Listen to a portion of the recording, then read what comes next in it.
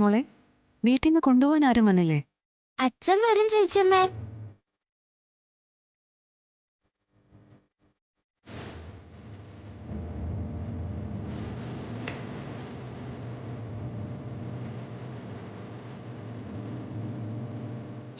Phone എടുക്കുന്നില്ലല്ലോ.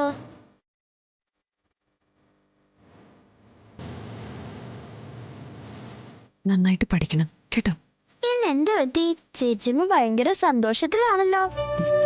മോളെ കണ്ടപ്പോ ഒന്ന് കെട്ടിപ്പിടിക്കണമെന്നും ഉമ്മ വെക്കണമെന്ന് തോന്നി. എന്റെ അനിയത്തിയുടെ മോളല്ലേ, എന്താ എനിക്ക് നിന്നെ സ്നേഹിക്കാൻ പാടില്ലേ? ആ, അത് വേണ്ടതാ. ഉമ്മ. അമ്മയ്ക്കിങ്ങനെ രഹസ്യമായിട്ടെ മോളെ ഒന്ന് സ്നേഹിക്കാൻ പറ്റും. ആ സ്നേഹം മോള് പോലും അറിയാൻ പാടില്ല. അതാ ഈ അമ്മയുടെ ഒരു അവസ്ഥ. ആ ചേച്ചിയമ്മേ, പിന്നെ എനിക്ക് സത്യക്കൊക്കെ നാഷണൽ ടാലന്റ് അവാർഡ് ഉണ്ട്. പാരന്റ്സിന്റെ ഒപ്പം വന്ന് വാങ്ങണോന്നാ പറഞ്ഞിരിക്കുന്നത്. മിടുക്കി കുട്ടികള്. അപ്പൊ നേരത്തെ തന്ന ഉമ്മ ഇതില് വരവ് വെച്ചേക്ക്. അല്ല, സത്യം എന്തേ? ക്ലാസ്സിൽ നിന്ന് ഇറങ്ങിയില്ലേ? ഓ, ദേ നിക്കുന്നു.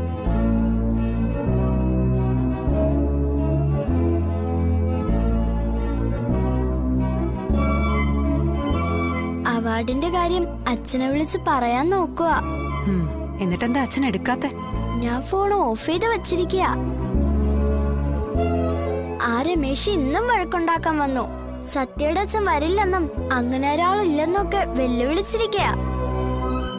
അത് പറയാൻ വേണ്ടിയാ സത്യയെ വിളിക്കുന്നേ. ഇനി ഇതൊക്കെ എങ്ങനെ അവസാനിപ്പിക്കുന്ന മോൾക്ക് വല്ല ഐഡിയ ഉണ്ടോ? എല്ലാ കുരുത്തക്കേട് ഒപ്പിച്ചു വെക്കുകയും ചെയ്യും. എനിക്കൊന്നും അറിയില്ലേ, ഞാനൊരു പാവമാണെന്നും പറഞ്ഞൊരു നിപ്പും.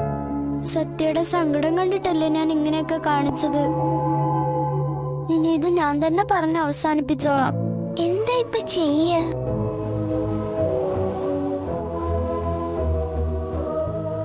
ശരി, സത്യ വരുന്നുണ്ട്. ആ അമ്മേ, ഞങ്ങൾക്ക് നാഷണൽ ടാലന്റ് അവാർഡ് ഉണ്ടെന്നല്ലേ ഞാൻ അറിഞ്ഞു. പിന്നില്ലാതെ.